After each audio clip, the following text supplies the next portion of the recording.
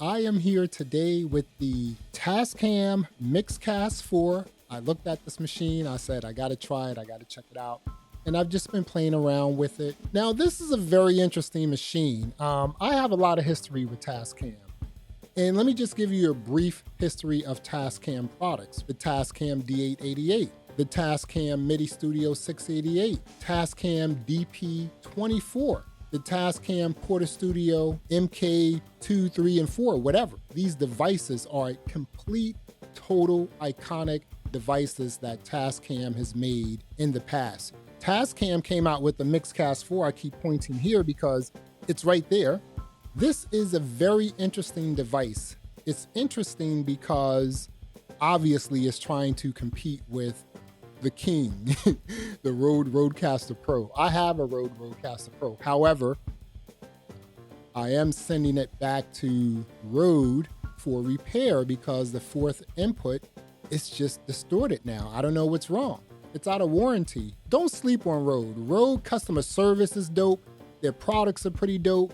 You can't deny that. So anyway, being out of warranty after 2 years, they were like, we'll give you an extended warranty just this time only to repair your device for free. They'll send it back to me after it's repaired or send me a new one. So you gotta love that. But if you look at all the other devices that try to compete with the Rodecaster Pro, nothing. If there is a device that's going to compete with the Rodecaster Pro, it's probably this device right here, the Tascam Mixcast 4. Rode is the gold standard when it comes to these podcasting devices. You just can't deny that. Rode was the first to the market and it just blew up. And then they hit you off with like the pod mic. So you have to really, really, really understand what Rode just did to the entire podcasting industry. They changed the game. Forget being a game changer. They changed the game. Now we have Tascam. Now, I have a lot of muscle memory when it comes to Tascam devices. I like the build quality of this device. I like how it feels. People were complaining about the mute and solo buttons being mushy and squishy. Like, really? If you are upset with the chin on a phone or the bezels on an iMac or something like that, make one yourself. It's just a button. It's just a button of all things, right? You're complaining about a button being squishy. I don't care about that. Right now, I like what's going on. I will say this really quickly. I did notice, right? And I was about to just return this machine. I plugged in my microphone. I had this microphone. I plugged in this microphone, but when I first started using it last night, I used the Rode Pod mic. No. I have to, revisit that because now I understand the effects processing here. Because when I went in and I just, clicked processing on for everything, default settings, man, my T's got crunched. My voice was being choked. It was just like, what's going on?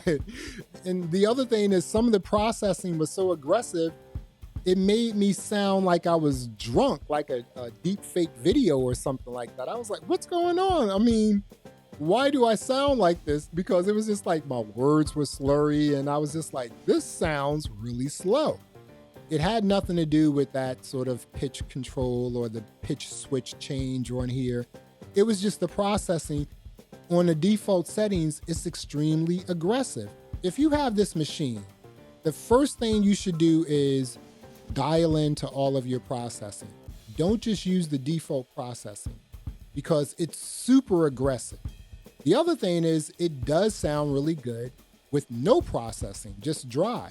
You can't deny the build quality of a Tascam device. Rode does microphones and then they came out with the Rodecaster Pro and killed it.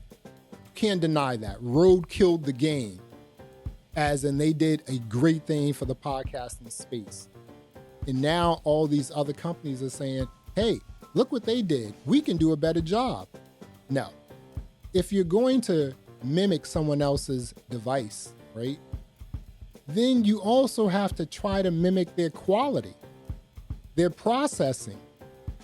The companion apps that are affiliated with the device or the hardware device, you have to get those things at least the same or better.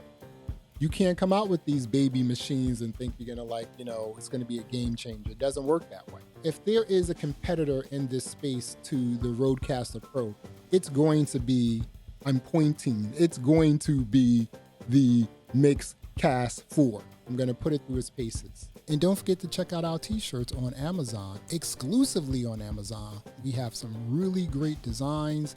It helps the channel out. And you receive your t-shirt in 2 days. 2 days. Order on Amazon, receive your t-shirts in 2 days, help the channel out, and leave a comment. Until next time, peace.